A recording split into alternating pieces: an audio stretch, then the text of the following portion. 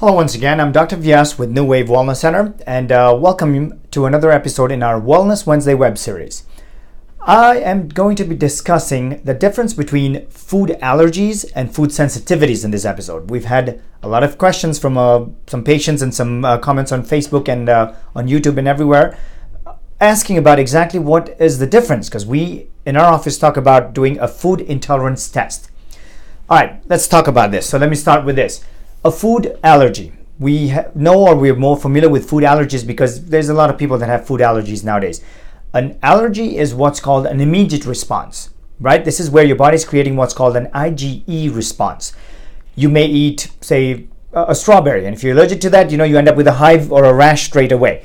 If you eat shrimp, maybe your throat closes up real fast. These are forms of an immediate response. This is what's an IgE response. That's a food allergy. Now, in a food sensitivity, this is a different response. This is what's called a delayed response.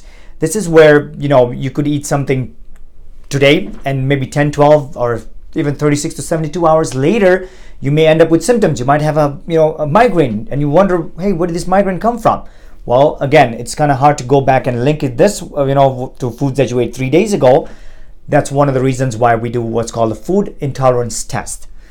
Food intolerances are huge with a lot of people nowadays. It's not just the allergies. We know allergies with things like peanuts and all, but food intolerances are growing large at a rampage.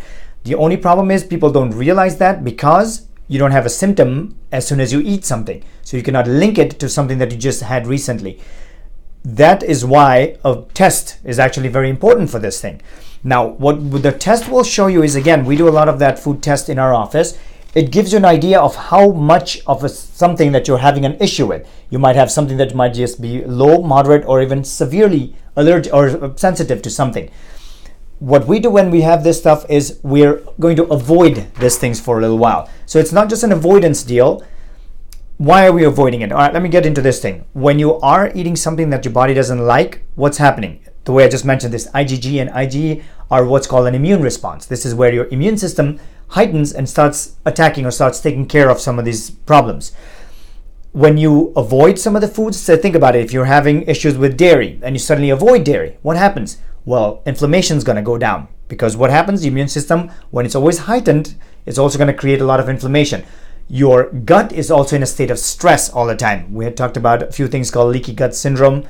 Those are things that kind of flare up when you're having a lot of intolerances or if you're eating foods that your body does not like all the time.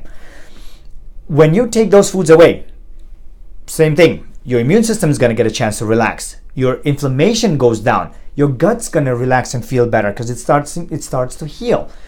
These are things that actually make a big difference because, again, we know, or we've talked about how a lot of chronic illnesses or autoimmune issues are caused or are linked back to foods that we're eating nowadays. Because as I mentioned, if your immune system is always heightened, if it's always in a state of attack, what is it going to do? It starts leading to what's called autoimmune. This is where your immune system starts attacking itself. We don't want that because, again, your Hashimoto's, your lupus, your MS, all these diseases have been shown to have a root cause or a root basis to be from hidden food sensitivities. Even your just chronic illnesses, your fibromyalgia, your chronic fatigue syndrome, just any of these things are linked back to the foods. Why? Because we know that the food, your gut is your body's second brain. This is where it actually even produces a lot of neurotransmitters. It is also where your immunity sits. If your immune system is constant or is in your gut and your gut is not healthy, what's happening to the body? Well, you start noticing a lot of different sections of your body not working as well as they should. So that is one of the biggest reasons we test. I have tested children from as young as 3 years old to as old as 83 years old who have had issues. And once we find out what the problem is, you know what to do with it. Again, the way I said, you may need to avoid something. You might just need to take it away from your diet for maybe 3, 4, 6 months. But there's ways that we actually reintroduce these foods back into our diet. Your body's very dynamic. It's not going to just sit and say, hey, we're allergic to dairy, so we're never going to eat dairy ever again.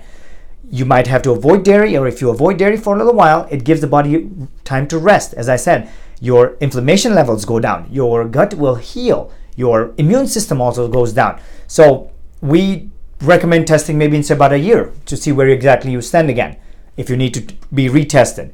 But for a lot of the times, we've noticed significant change once people avoid some of the foods that your body is not liking, or that's causing an issue to the body. What's going to happen? It's going to change. You feel much better. Your energy levels come back. Your body starts healing and starts creating what it's supposed to. So I definitely recommend this test. I've had this test done many times to myself. I've had all my children tested. We have almost everybody in the office here tested for these things, because it's amazing. You get a very interesting picture of where your body sits, what it doesn't like, or what's going on.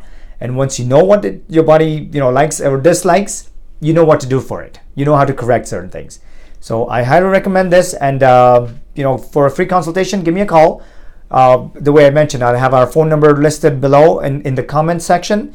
So if you want to have more information, or if you have any of these chronic illnesses and you just are tired of it, give us a call. We'll show you how we can actually help not just correct symptoms, but almost sometimes help reverse many of these conditions.